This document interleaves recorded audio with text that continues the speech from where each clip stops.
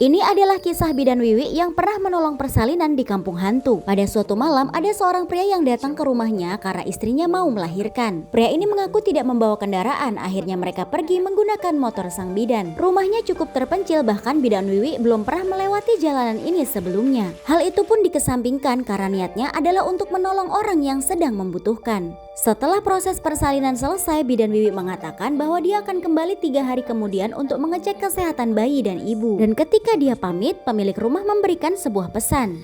Bu Bidan?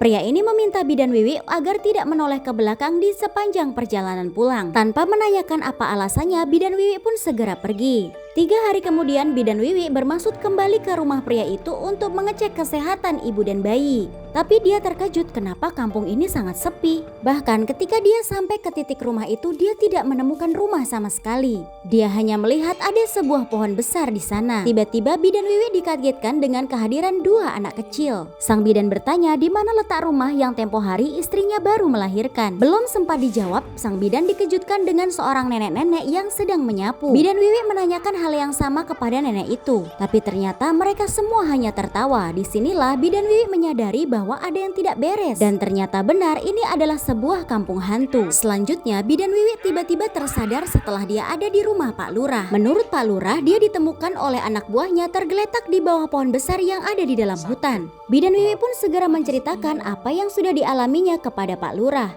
Dan menurut Pak Lurah, hal seperti ini sudah sering terjadi. Warga sekitar juga percaya bahwa di hutan itu ada sebuah kampung hantu. Pak Lurah juga mengingatkan bahwa manusia tidak hidup sendirian, namun kita berdampingan dengan para makhluk gaib. Hari sudah mulai gelap, Bidan Wiwi pun bermaksud untuk pamit pulang. Tapi tiba-tiba Pak Lurah memanggilnya. Bu Bidan, Bu Bidan? Pak Lurah mengatakan agar Bidan Wiwi jangan pernah menoleh ke belakang di sepanjang perjalanan pulang. Bidan Wiwi terkejut karena isi pesannya sama persis dengan yang dikatakan oleh seorang pria yang istrinya hendak melahirkan.